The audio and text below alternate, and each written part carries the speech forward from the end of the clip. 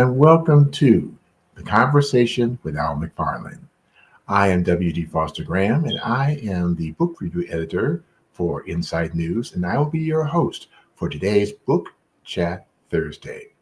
Conversation with Al McFarlane always provides robust, stimulating, informative, and inspiring conversations from all aspects of the African and African American diaspora.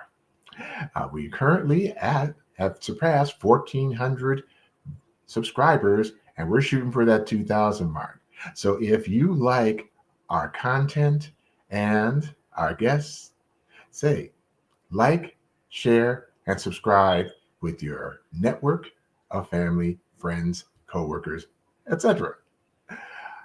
Now, I like to just make an announcement because coming up on May the 3rd, uh, Daryl Harvey, who was interviewed on the show previously, is bringing his Black Child Book Fair to the Twin Cities. It will take place on Saturday, May 3rd, from 10 a.m. to 3 p.m., and this will be at the Sankofa Reading Program, and that's located at 3255 Spring Street Northeast in Minneapolis. Again, that location is at 3255 Spring Street Northeast. So, for those of you who are parents, grandparents, educators, come on out because there can never be too many books so far as our Black children.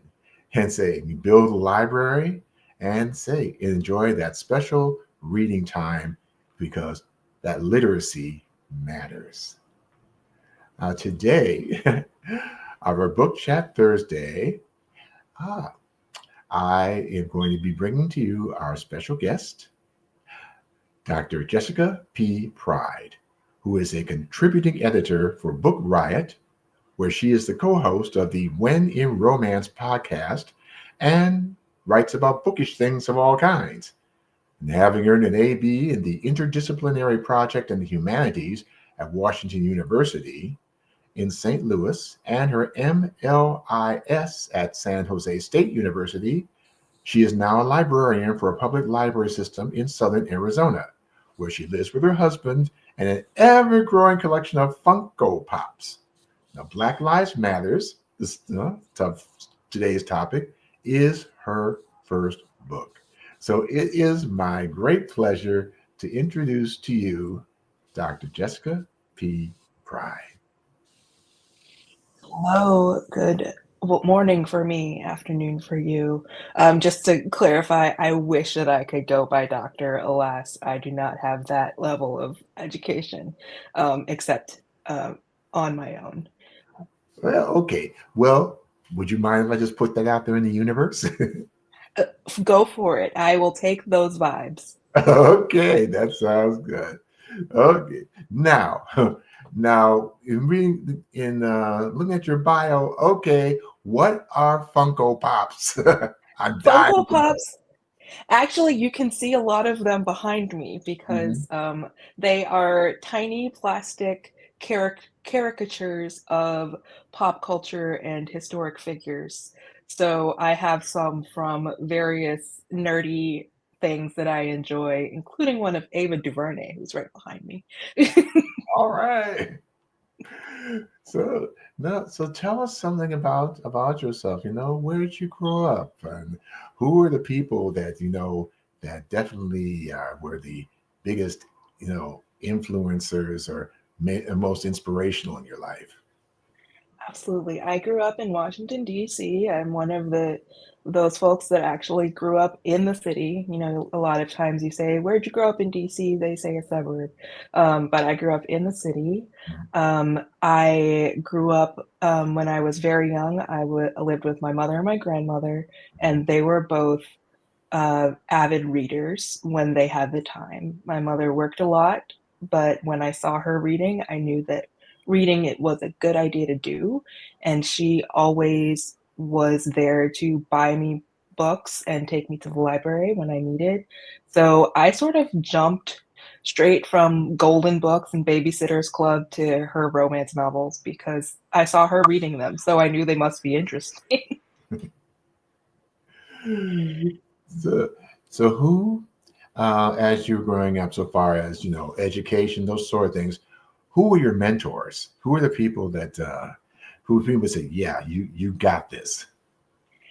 I was a bit of a latchkey kid, Mhm. but I spent a lot of time in school with sort of those bonus educators, Mhm. the librarians there, in at all 3 levels of schooling from elementary to middle to high school, and my music teachers, Mhm. actually. They were some of the most encouraging Black women that I was able to, work with throughout my schooling, and they were always there to tell me that, w if there was something that I wanted to do, I should aspire to do it because you took after school classes on sight reading, you can do something else too. So, it was really the librarians and the music teachers.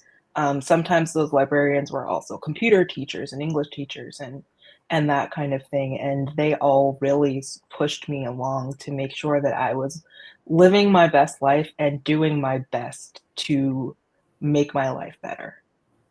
Okay. Well, as somebody who also who's the library is my second home, Mhm. yeah, I get that. I definitely get that. So now, what was kind of the flavor of the community growing up as a child within DC proper? Within DC proper, it was an interesting area, of living in the space where nobody really worked in government, everybody just lived in the city of DC, and I was able to go to some of the more, um affluent schools in the public school system and schools that were like my middle school was focused on a partnership with the Smithsonian, so we could do museum programs and that kind of thing. But it was also then and still kind of now the majority Black, and growing up in the '90s, it was very Afrocentric. Everyone wanted to make sure we knew our roots and our possibilities and our history and what people were doing then. I was taught I lead a book club for my job now that focuses on Black literature, and we did poetry this month or Mm. last month because it was April, and I was talking about "Honey, I Love" by Eloise Greenfield, which is such a foundational poem to me, and I didn't realize that so many people weren't familiar with it because Eloise Greenfield was a DC native, and she, um, was very well known in DC, but not so much elsewhere. Now that I live in Arizona, there's a lot of people who don't know a lot of a lot of things that I thought were everybody knew, growing up, so it was also a very, like, cultural time. So, I don't know if it's like that now because I haven't lived in DC in a little over a decade, but, the community was always about, us as Black people making sure that we understood why we were here, where we came from, and where we could go.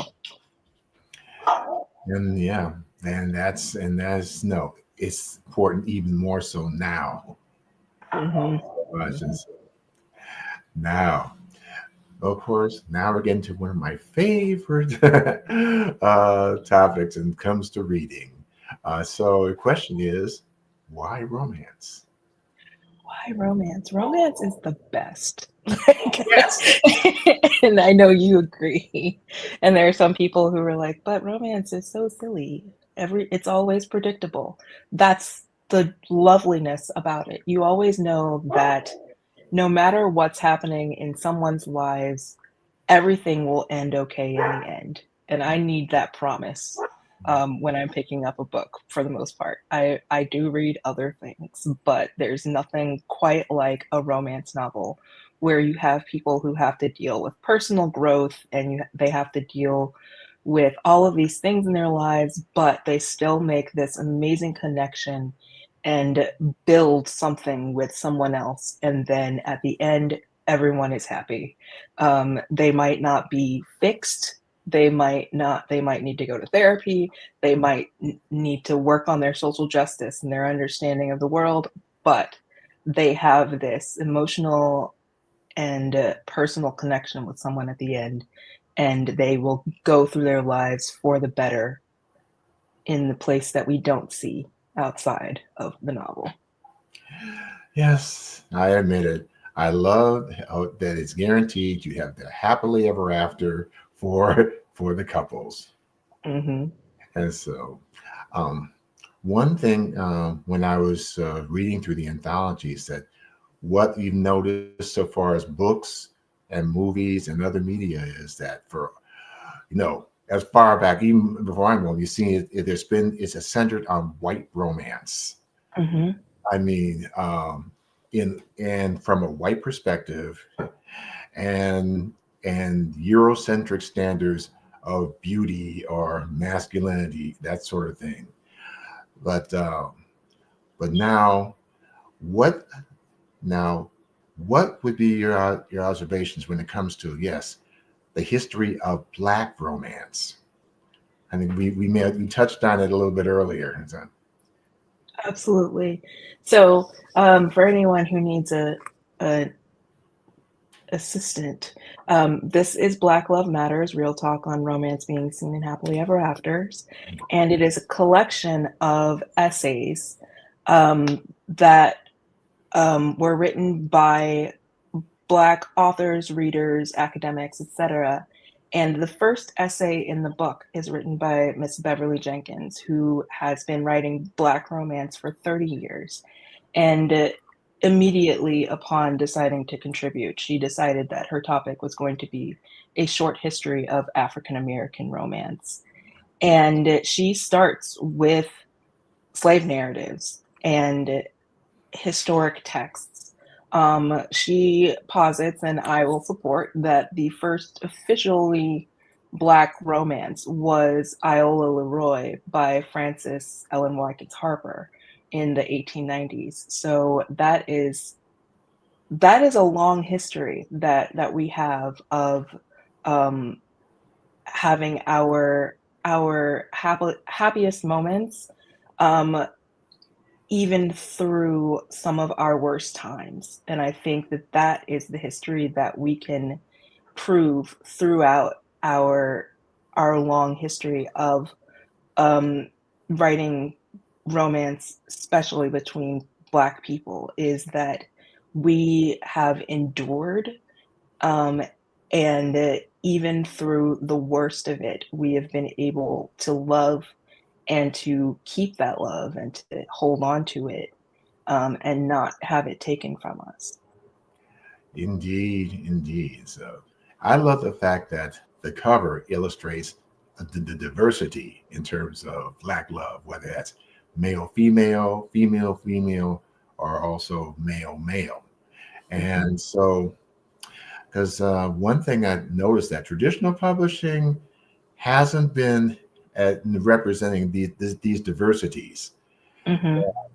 So my next question would be, oh, something that came up.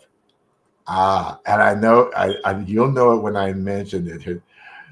Her name was Christina C. Jones, the baddest Mhm. in the room, Black indie romance. Can you Yes. expand on that, please?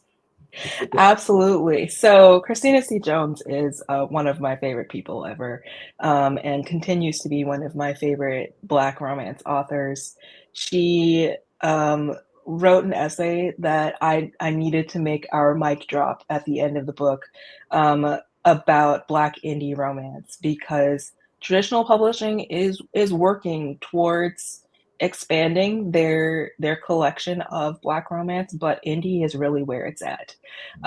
This is where independent publishing, for those not in the know, is anything that is not the big publishing houses, Penguin Random House, HarperCollins, etc.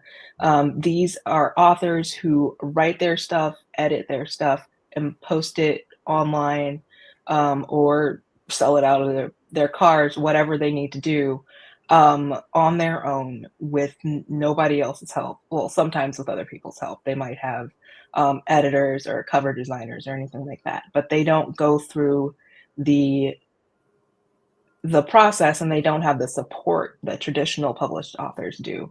So they really are the baddest chicks and other genders, of course.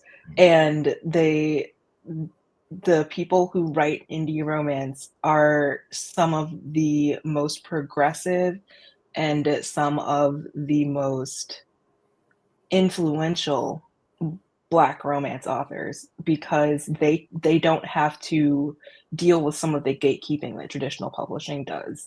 They don't have to explain, they don't have to expand, and they don't have to write for an audience any different than the audience that they are geared for, which is usually other Black readers. So Black Indie is really a place where, and I am finding new books by Black Indies every day. I have a massive backlist of books that I want to read, and then they just keep dropping them. So they really are doing the best and the most in the best way. Yes, indeed. So I say I give my hat tip to all the independent Black romance authors here. Um, I also noticed that in one of the essays, it said college educated Black women are the biggest readers, but yet they are underrepresented in the genre of romance, and romance is the biggest selling genre of fiction. How Mhm. do we address this disparity? I think part of it is, something else that I touched on in my introduction, is Mhm. that, um, in part because of sort of the evolution of the talented 10th theory, and this need to have Black literature be literary, there has been a resistance to Black joy Ah, in literature, and especially when the producers and creators and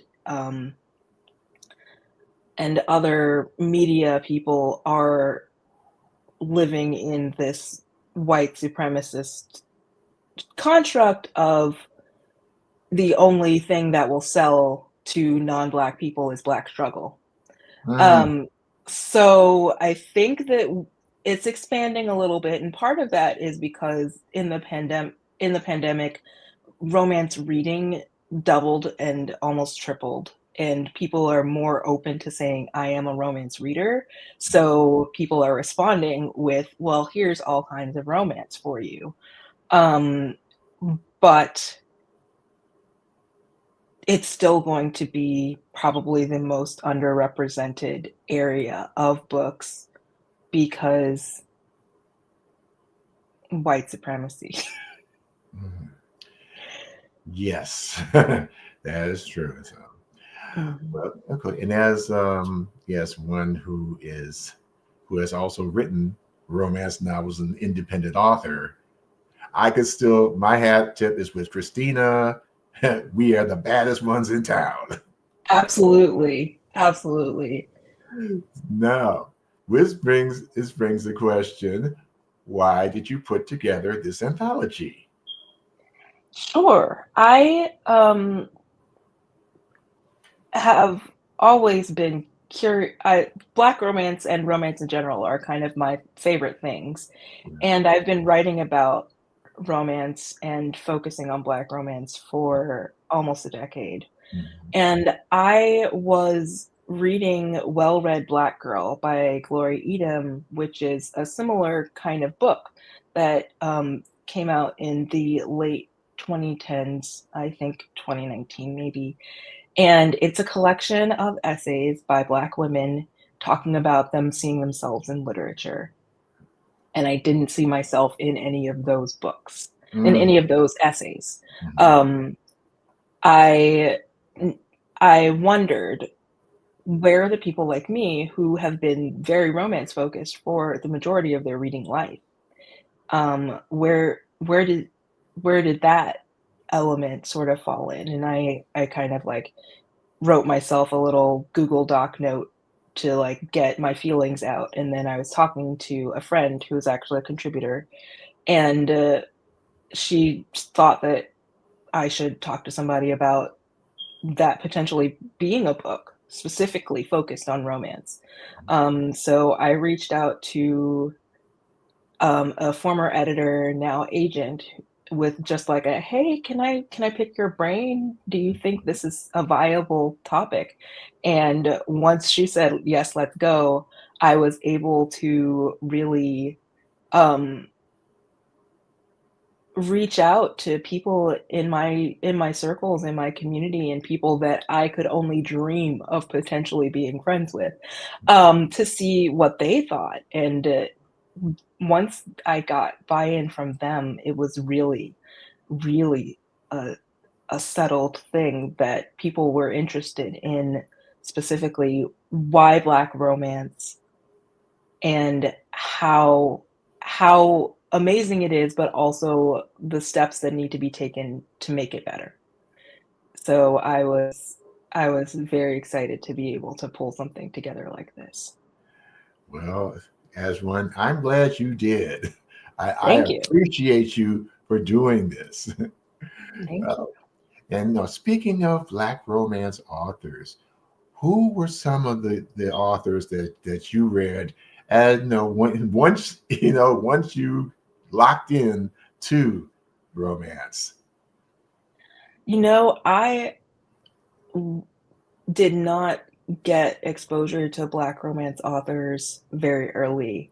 Mhm, My grandmother was a huge Frank Yerby fan, who was a Black man writing romance in the 60s and 70s.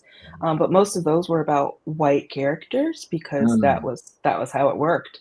Uh, Um, and my mother was mostly reading romance by white authors featuring white characters.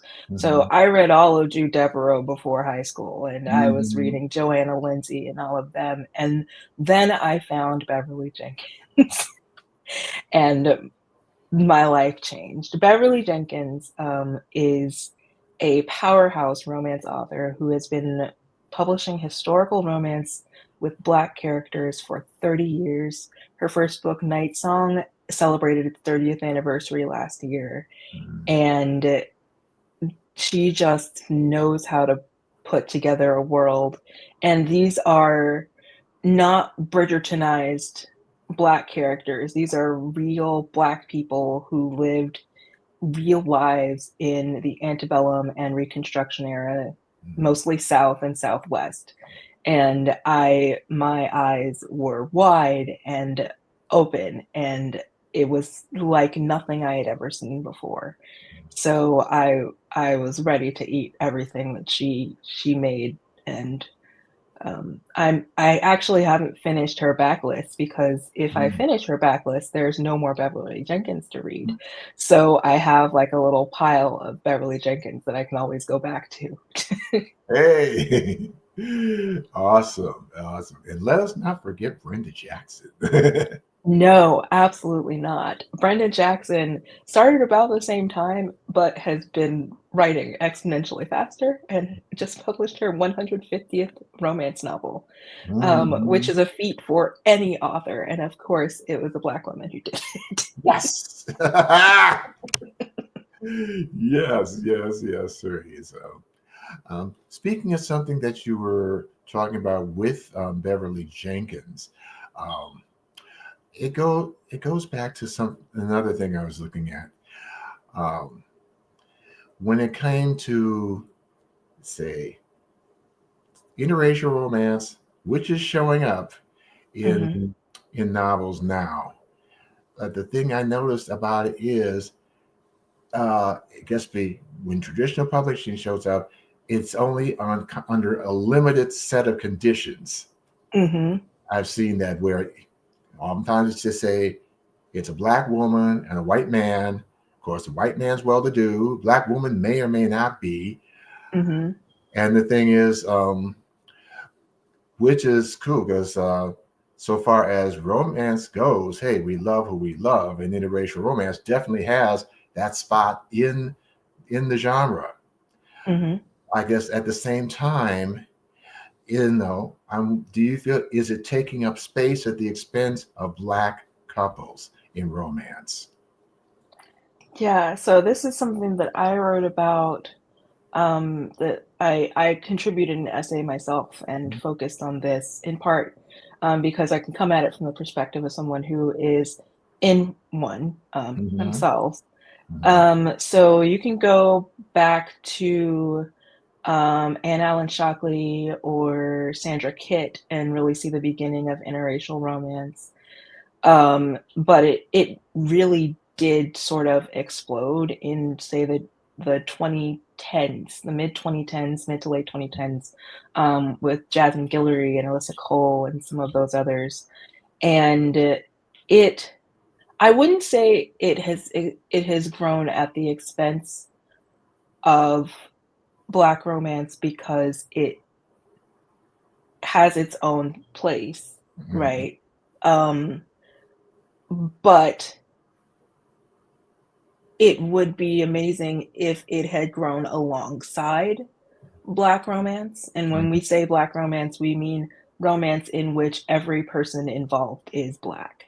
Mm-hmm. Um, so, interracial romance has its place, and I am glad that it exists because, um, especially the ones that are written by Black women Right. really, really have something to say for the most part. Mm-hmm. Um, but the fact that it is the only thing that some studio why do I keep going with studios? I think I was reading about television in the book. Some publishers, really really aim for, and part of that is they think that white readers will be more inclined to read a book in which one of the characters is white, and since the majority of readers are white, then yeah. Um, so actually, I take that back. They did grow at the expense of fully Black romance because if I have the option as a publisher to take an interracial romance or a Black romance, then a lot of times I will take the interracial one. We have been seeing that change since the publication of Black Love Matters. I'm not saying Mm-hmm. that I had any impact in that, but just seeing what is being published more recently by traditional publishers, they are expanding on their fully Black catalog, and that has been really great to see. There are still interracial romances that are being published by those same publishers, which means that there's more Black romance and romance by Black authors to go around, which is wonderful to see. But yes, in the earlier days, it definitely sort of was at the expense of the authors who would prefer to write all Black. Yeah, and I also saw that because as a man who's black and LGBTQ, and Mhm. I was reading novels that are black and that are for have black main characters in there. What I was seeing was that the relationship was for the black partner was only valid if they had a white partner. Mm. And so me, my husband and I have been married almost 15 years. And I would be wondering, okay, where are the couples that look like us? Mhm. I admit because that's what I was seeing in movies and television that when it came to LGBTQ, no, look, hey, where are those of us who are black on black? Mhm. So, Mhm. so from what you're just saying, has there been progress in that direction? There has been some progress, and I'm seeing more covers with multiple black faces on them, which is sometimes the only indication that I can get, that everyone in the romantic relationship is black. And that has been happening in traditional publishing and Mhm. in large independent publishers, because there's this there's this weird space where you have something like Bold Strokes Books, or even Kensington, which are technically well, technically large publishers, but they're independent because they're not part of the big five. um, but, I recently, just because you mentioned the black men together, I recently picked up Frederick Smith's One-on-One, and oh man, to see 2 black educators of a certain age who are dealing with the same issues that you see in, traditionally published straight romance was just great to see, and but the fact that I can probably name all of the black male romance novelists especially who write LGBTQ romance, on my Mhm. hand, means that there could be more. Yeah, I guess we have to kind of search and find out, okay, where are they? How do we network? And just FYI, I had Frederick on the show, so he had a chance to talk about the book. Oh, And that's great. it's just definitely so amazing. Uh, Now, I guess my next question comes into, because there was a very something that was ongoing amongst the authors that contributed, and there was a concept called to decenter whiteness. Um, Mhm. could you elaborate on that for us? Absolutely. So, um, decentering whiteness is one of the goals of a lot of, um, particularly social justice activists, but also people in everyday, um, life, to not have the white gaze and the white experience be a part of our storytelling. And that goes in both directions heavily, especially if you're looking at traditionally published romance. I talked earlier about, like indie, you don't have to gatekeep, you don't have to explain things that are generally known in, what we think of as, sort of universal Black American culture, at least. Mhm. So decentering whiteness is both about not focusing on what white people need to know Mhm. when they're reading about Blackness, but also not having our experiences told through a white lens. Mhm. So it's really about, like, not specifically removing whiteness from our world, because that is impossible, Mhm. but sort of building out our own experiences, and not bringing external views into it. Mhm. Indeed.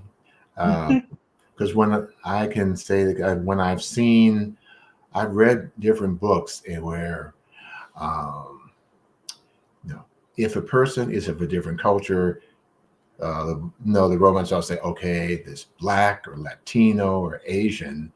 But when it's a white character, that's not even brought up, because Mhm. some think there's an assumption there that you're automatically know that the gaze is through a white character. So, so that's, yeah. So I definitely appreciate the focus. No, you can't. No, can't take it all. No, can't sit there and take everything away, but just change the what their focus is. So, um, now I There was a quote by Toni Morrison that said, if there is a story you wish to read and it hasn't been written yet, then you must be the one to write it. What does that quote mean to you?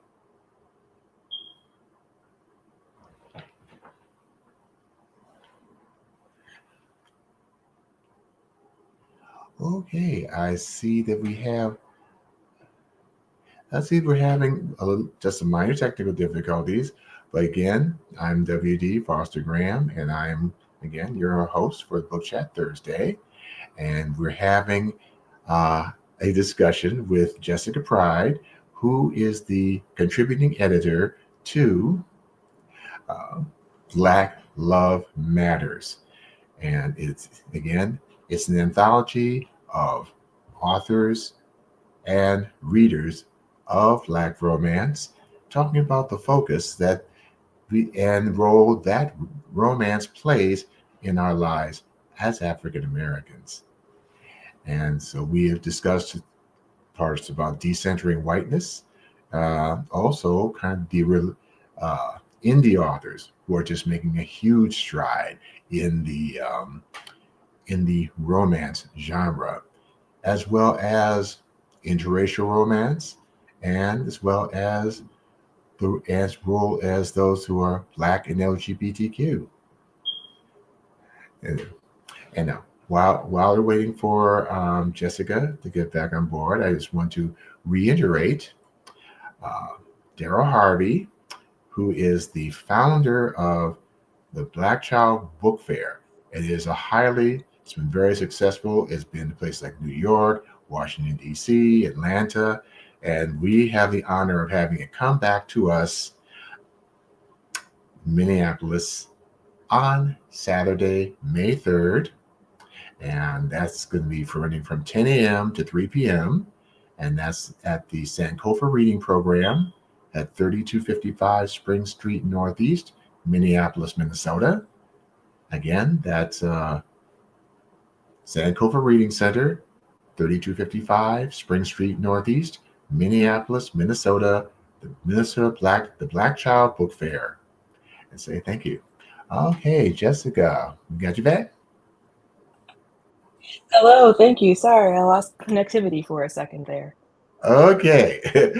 Well, okay. So I had a quote that's kind of stuck with me by Toni Morrison, and it is, Hmm. if there is a story you wish to read and it hasn't been written yet, then you must be the one to write it.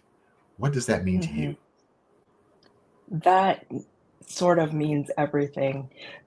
Um, there are so many stories that have yet to be told, and I know that there are hopefully so many people who are ready to write those stories because um, we have only really hit the tip of the iceberg with Black romance, and that is in part because of the gatekeeping that we've seen and um, the ability for people to even have time to sit down and write their stories.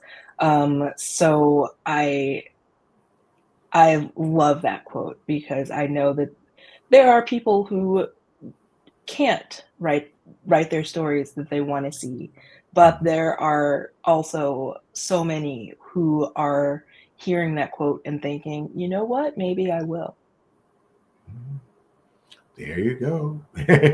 Well, definitely work with me as well as an author and stuff. So that being said, do you have a little excerpts from the book that you'd like to share with our viewers? Sure, and there's so much in this book, and I can say that because I didn't write most of it.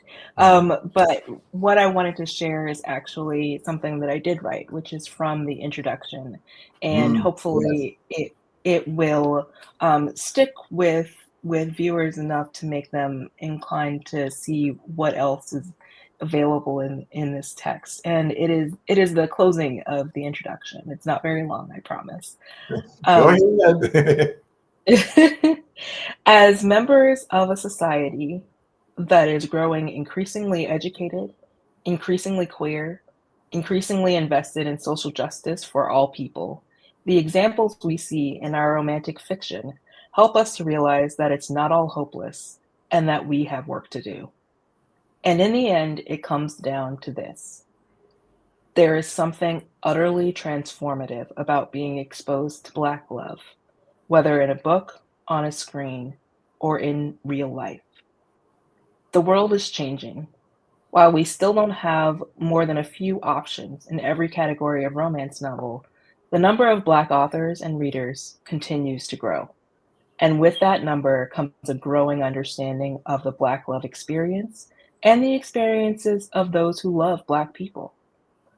The Black romance reader or media viewer of the future will not be scorned or dismissed because they dare to question the overwhelming whiteness of a creator's world.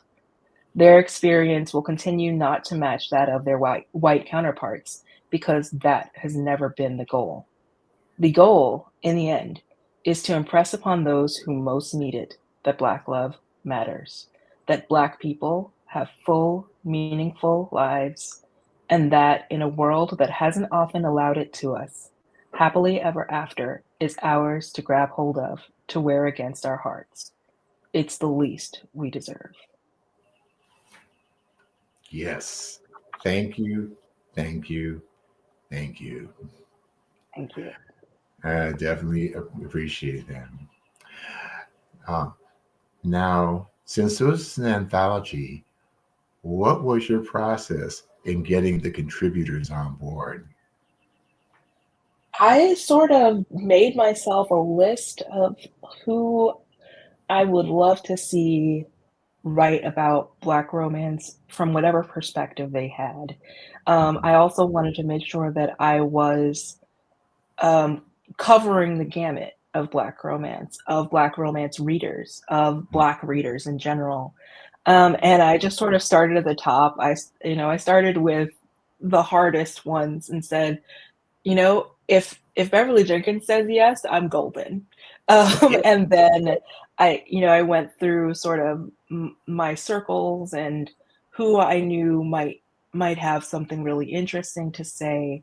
And then actually Miss Bev recommended several people who would have sort of the historical perspective or the academic perspective, and other people recommended other people, and it was just a flurry of emails and website comment pages and DMs on Twitter and all of these things just to try to like find people. Um, and I um, I had to do a I can't remember what it's called now. The a book proposal. Since this is nonfiction, you submit a proposal instead of chapters. So I had to really know what this was going to look like Mhm. based on who would be contributing and all of that. And then I just told them to have at it. and and there were a couple people who were like, I'm not sure that I'm the best person to write this, and I had to coach a couple people to be like, no, this is absolutely what I want, this is what I'm looking for, please don't drop out. And in the end they really turned it into something really special. And it is. And that being said, what has response been like? No, since the book's been published. The response has been great, and the tale of this book has been surprising to me. I sold this book to Berkeley in late 2020. It published in 2022.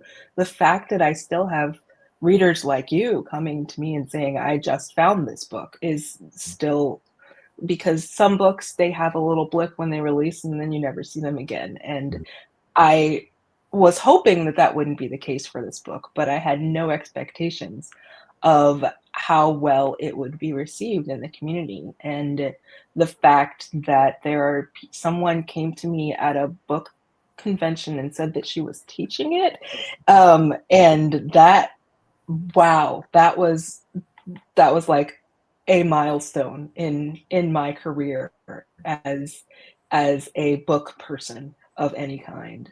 Um, and there are definitely people who get more out of it than others, Mhm. but the response has altogether been positive and continues to be positive. So I am overwhelmed by how well I've been treated by the book community and the romance community in particular.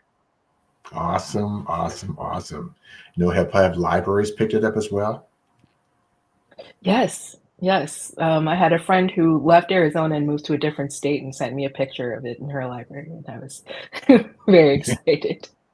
Definitely, definitely. So, definitely will recommend this for. We have our bookstore, Stride Publishing here in Minneapolis. It's a woman-owned, black-owned bookstore. So I definitely would have to recommend this book to the bookstore. And we also have another book called Black Garnet Press, which is a bookstore we have in St. Paul. So yes, I'm going to highly recommend. Wonderful, thank you. Thank you. Oh, and now, how did you come across your illustrator? Monica Ahanonu is was actually hired by Berkeley Publishing to do this cover. So she sent some um, ideas, and I actually told them that I was looking for kind of a triptych of couples, um, straight, gay, lesbian in particular, or and whatever uh, LGBTQ identity might these designed people might take. Mhm.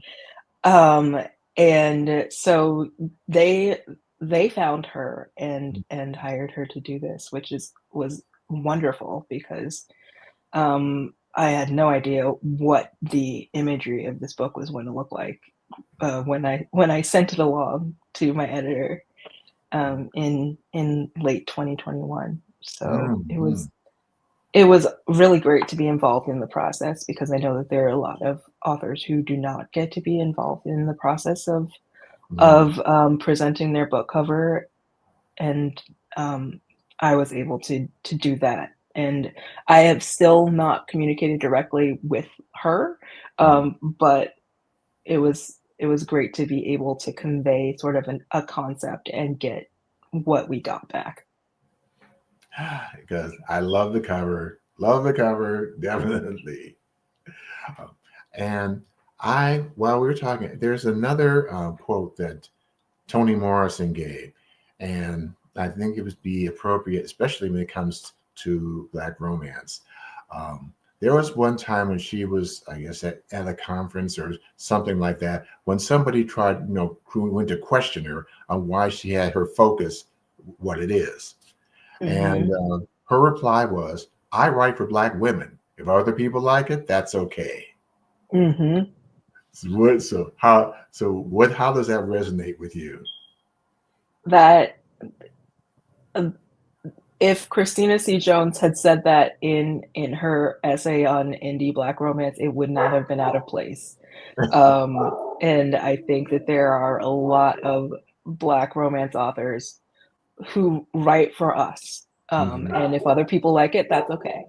Um, and there are, especially in traditional publishing, romance authors who write Black people and have to make sure that the people in those books are acceptable to the white gaze.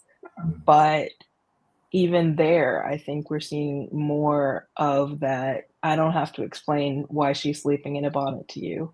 I don't Mhm. have to explain this adage that my mother said to me. Mhm. Um, so, you know, our the goal of I think a lot of Black romance is for Black readers, Black women in particular, but Black readers of any gender to get something out of it the most. Yeah, you're right about that. I'd be the first to say I got in. One of the things I got into when it came to romance was you get into the feels. Mhm. You really had to get into the feels of what that character is going through, what's going on internally, what in, and especially when you say they meet that, let's say their soulmate. Mhm. Is it going to be easy? Is it going to be hard fought? Are there going to be barriers that are there? Those sort of things. And so with that, we say when Black love matters, no, how would you encompass that? Black love matters. I mean, that's there is so much, and we're since we are not a monolith, there are so many kinds of Black love stories. Hmm. And we all as humans have some of the same struggles, the struggle with um, work, with life, with paying for bills and making sure that we eat and all of these things.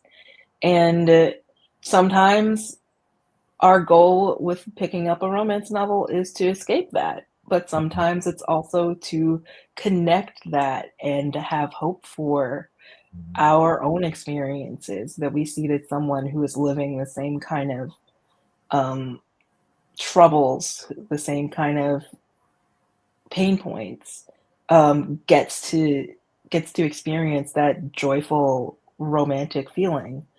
Um, then we don't have to rely on what the outside image of us is, and we don't have to. We know, and it's just as good that other people in our community are presenting our stories to us Yes, I agree. So, what do you see as the future of Black romance? more. Hey! That is my hope, is just more of all of it. More people of all age groups telling stories about people of all age groups, all genders, all um, backgrounds. Mhm. We have seen an increase in Black readers who are interested in all of those stories, whether it's urban romance, whether it's Black billionaires, everything in between.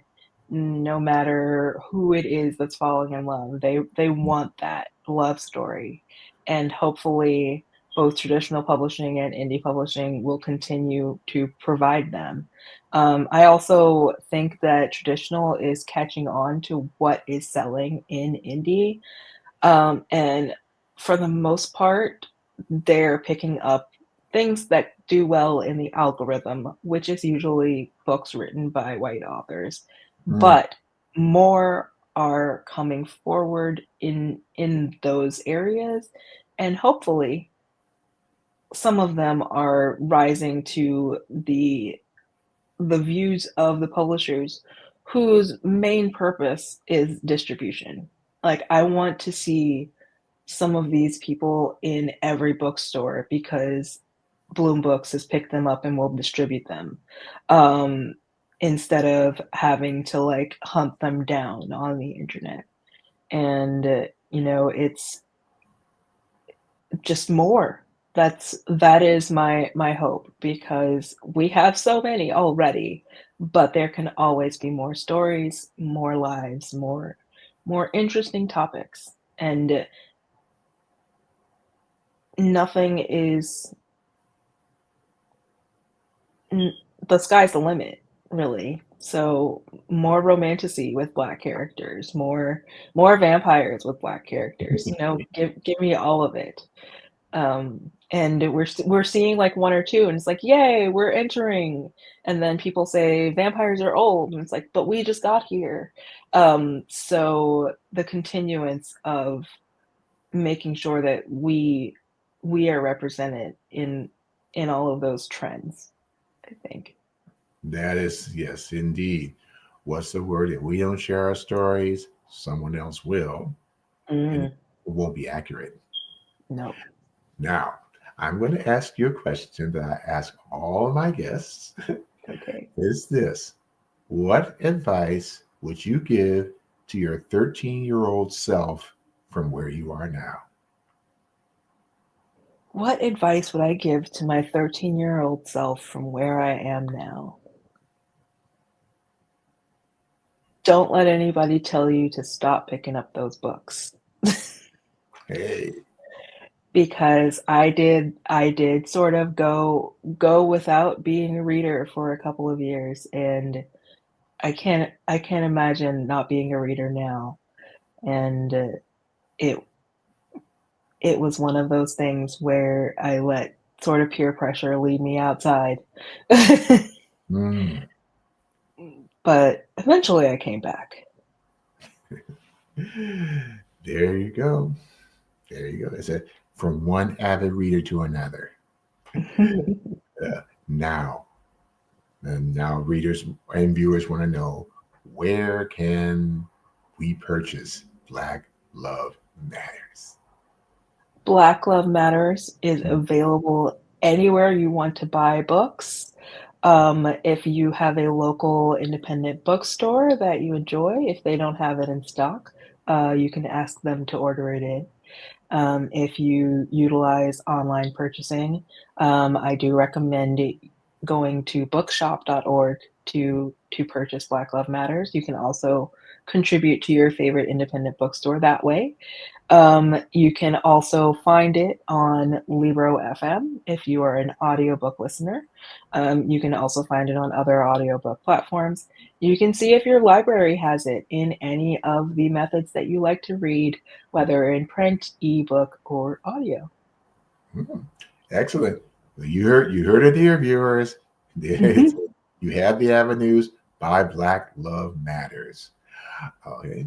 Well, we have just have a few minutes left here, so we have closing remarks about black love, black romance, etc. Black romance is always gonna be where it's at. If you have not yet picked up a romance by a Black author featuring Black characters, I recommend trying out any book that sounds of interest to you.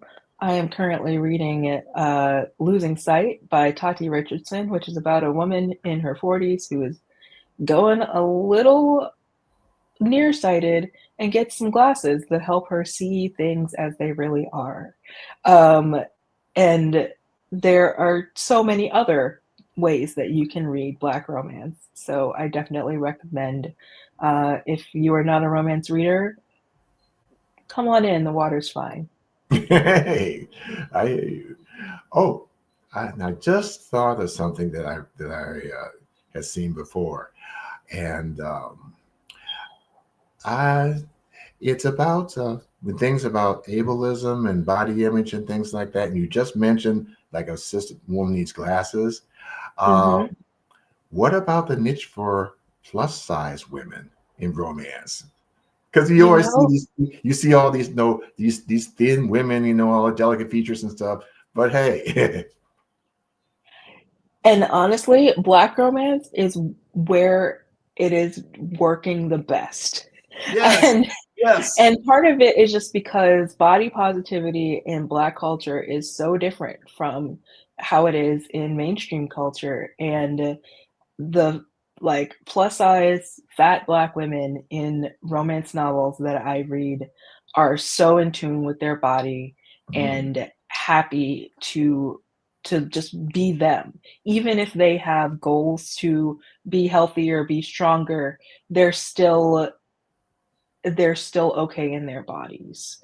And that, I think, is something that Black romance, indie Black romance in particular, but also traditional, has just done so incredibly well. yes, thank you. Again, I want to thank you for being a guest today on the conversation with Al McFarlane. Say guest to say I've had the pleasure of having a conversation with Jessica Pryde, our contributing editor, our editor for Black Love Matters. Thank you, thank you, thank you, Jessica. Thank you so much for having me. It's been a great conversation. I appreciate your time. Okay. Thank you. Okay, this is W.D. Foster Graham from the Book Chat Thursday edition of the Conversation with Al McFarlane, and I'll see you on the next go round.